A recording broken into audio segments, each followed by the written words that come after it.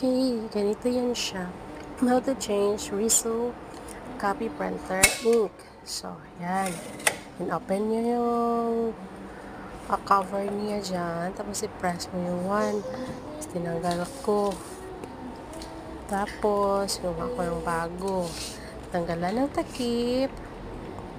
Then, transfer mo yan dyan sa wala ng laman. Tapos niyan, ayan.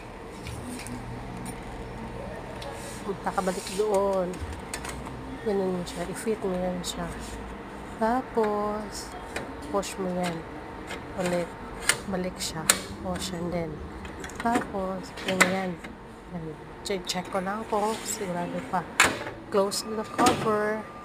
Then, okay, hintayin mo yung matanggal yung nag-blink-blink dyan sa taas.